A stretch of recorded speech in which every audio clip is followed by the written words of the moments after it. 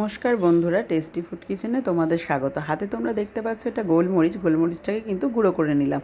আর এখানে দেখো আলু সেদ্ধ করে রেখেছি। এই আলু সেদ্ধর মধ্যে আমি দিয়ে দিলাম পরিমাণ মতো লবণ আর দিয়ে দিলাম একটু চিলি ফ্লেক্সটা তোমাদের পছন্দ মতো দেবে, যে যেরকম ঝাল খাও সেই অনুপাতে দেবে। আমি কিন্তু একটু কম দিয়েছি যেহেতু পুকুসোনা খাবে সেই জন্য। আর দেখো এটা চাট মশলা, একটা চাট মশলার প্যাকেট ওই 10 টাকা দামের, পুরোটাই কিন্তু এইটার মধ্যে আমি দিয়ে দেবো। আর এর মধ্যে দিয়ে দেবো 1 চামচ মতো এক বাটি মতো কর্নফ্লাওয়ার।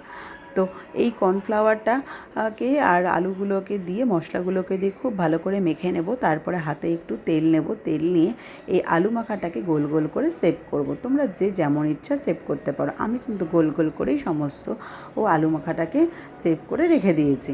এবার আমি একটা ব্যাটার তৈরি করব। সেই ব্যাটার তৈরি করার জন্য নিয়ে নিয়েছি বাটিতে একটু কর্নফ্লাওয়ার আর পরিমাণ মতো একটু লবণ, আর নিয়ে নিয়েছি এর মধ্যে 1 চামচ গোলমরিচের গুঁড়োটা, যে গুঁড়োটা আমি একটু আগে করে রেখেছিলাম। আর এর মধ্যে দিয়ে দেবো একটুখানি রেখেছিলাম চাট মশলা, সেই চাট মশলার গুঁড়োটা। তারপরে আমি এর মধ্যে জল দিয়ে ব্যাটারটাকে ভালো করে নাড়িয়ে চাড়িয়ে একদম যাতে গোটা গোটা না থাকে সেইভাবে ব্যাটারটাকে করে নেবো। আবার এই ব্যাটারের মধ্যে আমি ওই গোল গোল করে আলুর যে শেপগুলো সেগুলো চুবাবো, চুবিয়ে তারপরে বিস্কুটের গুঁড়োর মধ্যে কোট করে নেব। আমি এইভাবে সমস্ত আলু মাখাটাকে আমি কোট করে রাখলাম। এরপরে আমি কি করছি দেখো বন্ধুরা, হ্যাঁ, আমি কিন্তু এইগুলোকে একটা নতুন পদ্ধতিতে করবো আজকে ঠিক করেছি। সমস্ত দেখো আমার কোট করা হয়ে গেছে। আর দেখতে পাচ্ছি বন্ধুরা নতুন পদ্ধতিটা কি, এই যে এটা হলো দিদি নাম্বার 1 থেকে আমি দিদি নাম্বার 1 থেকে পেয়েছি। তো সেই জন্য এটাকে আজকে ইউজ করবো। এর মধ্যে কিন্তু একদমই তেল লাগে না, তেল ব্রাশ করে দিলে হয়ে যায়। আর তোমাদের দাদাভাই জানো তো কোলেস্ট্রল হাই, তেল খেতে পারে না, তো সেই জন্য আমি কিন্তু আজকে এই এয়ার ফ্রায়ারটাতেই করবো।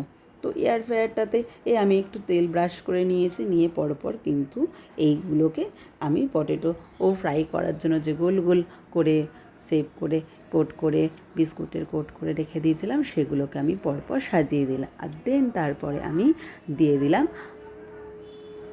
এরপরে কিন্তু আমি সুইচ অন করে দিয়েছি। ভেতরে কী হচ্ছে কিচ্ছু বুঝতে পারছি না।